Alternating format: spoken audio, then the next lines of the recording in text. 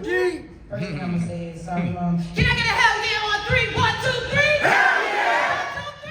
Hell yeah! Okay, just had to check the temperature really quick. All right, cool. So, y'all look good. Y'all look good. Okay. All right, cool. So I'm gonna tell you guys a story. Okay. Every night. Period. Heard you. All right, so I'm gonna tell you guys a story, all right? But in order for the story to work, I need you guys' participation, okay? Do I have your commitment? Yeah. Y'all with me? Yeah. All right, cool. So first things first, everybody close their eyes, okay? I need you to think back to March 2018. Really? Ooh. Yup. Come on, Sydney. Right? I need you to think back to 2018, March 2018. Think about maybe where you were living, where you were, maybe you were in school. What was your favorite song at the time? Maybe your favorite restaurant at the time. Maybe even who you were dating. Right? Now, if you can remember any of these facts, raise your hand. Anything from 2018? Okay, open your eyes. Now, before I tell you about where I was March 2018, I'm gonna give you a little backstory on me. Is that cool? Yes. Okay. January 21st, 1992, a star was born. And I'm talking about me. Just to let you know. All right, so, I was born into a large, loving family.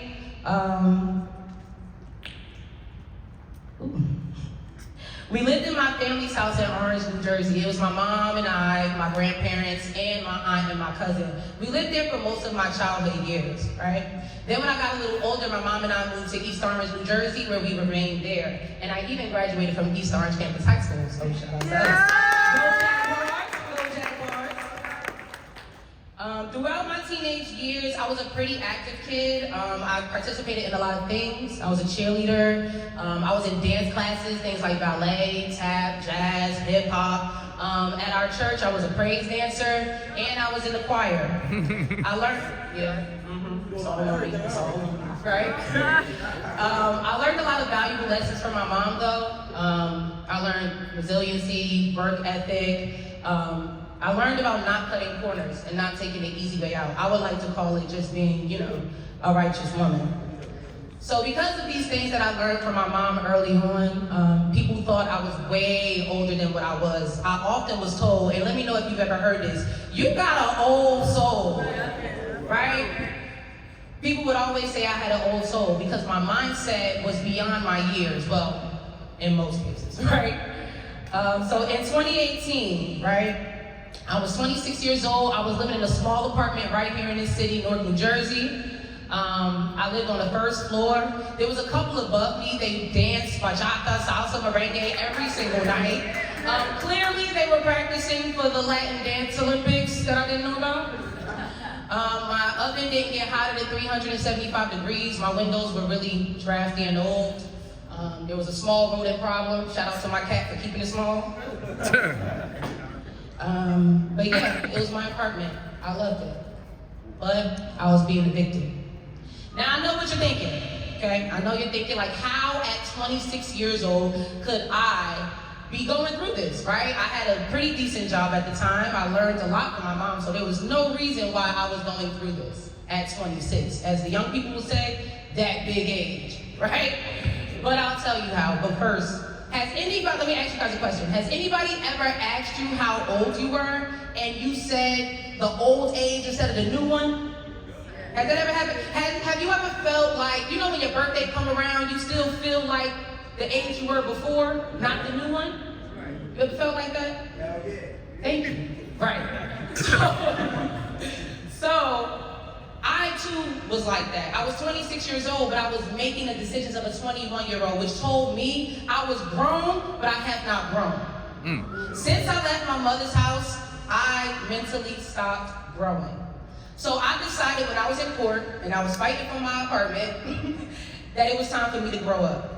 And luckily, at that time, a growing company found me. Can I get a hell yeah on 3, 1, 2, 3?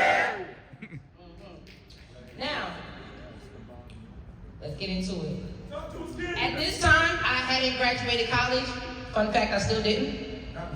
I didn't have many skills, nor did I have a lot of sales experience.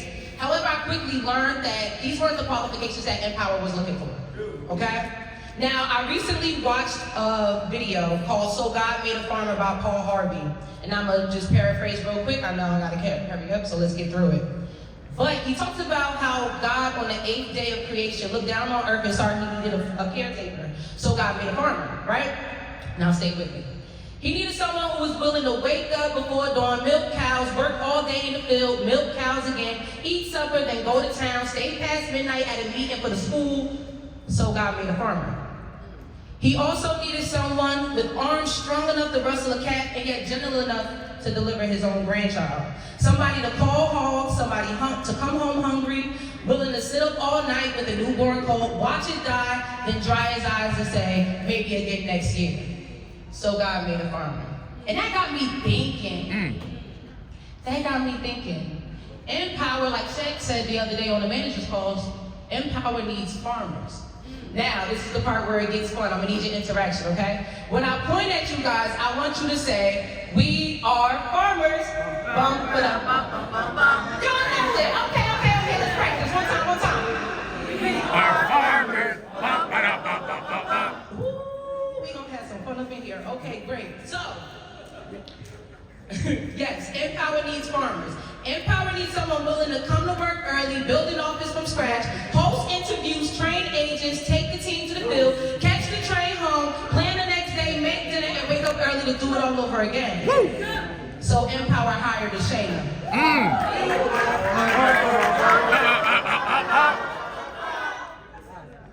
I'm gonna try it again. So Empower hired Ashana. We are farmers.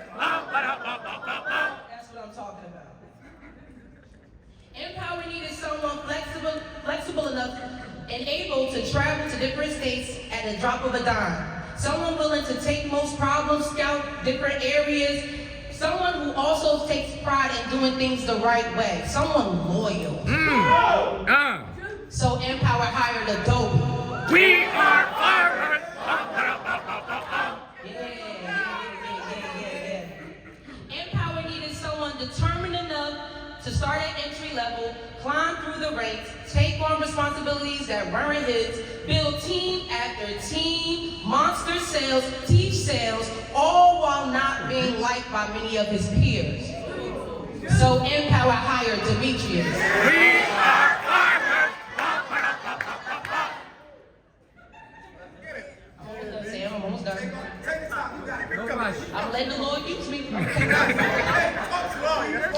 Empower needed someone experienced enough to come in the middle of a mess, figure out a way to clean it up in 10 minutes or less, bars. Take 60 calls a day, have 10 meetings, have one-on-ones, and still find time to text his kids throughout the day. Someone whose main priority is making Empower greater year after year. So Empower hired an Edward Westwood. We are farmers. Let's go, Ed.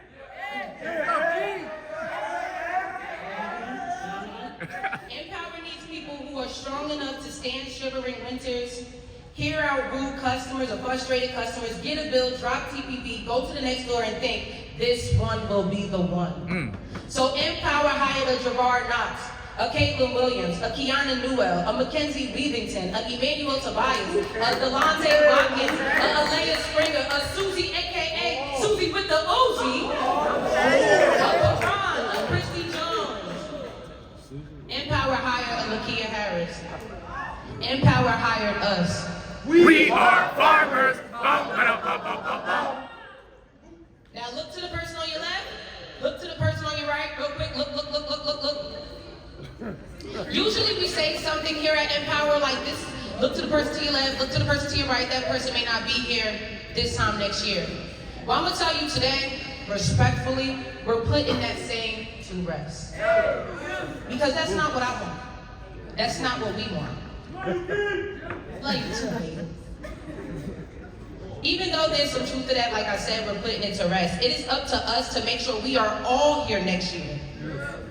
The vibe is, if I could take y'all to Lynchburg 2 seconds, the vibe is no man left behind. Okay? So now look to the person to your left, and say, I got you. I got you. Look to the person to your right got and say, I got you. I got you. Because again, it is us.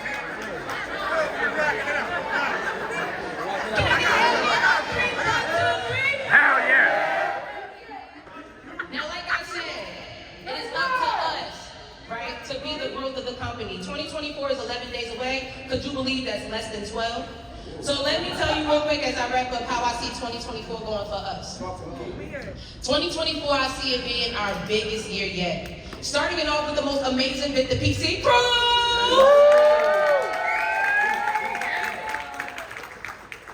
By June conference, each and every offices will have 20 agents in it. And by this time next year, I will be seeing each and every one of you at the next NYKO event. We'll be announcing more promotions, more opportunities, and we have doubled in size, right? We will elevate our mindsets to be able to handle all challenges, enhance our skill sets to be able to capitalize on the income opportunities, and we will change our behaviors to become the people we want to be. We will do what most people won't, so we can have what most people don't. 2024, we will grow individually, as a people, and as a company.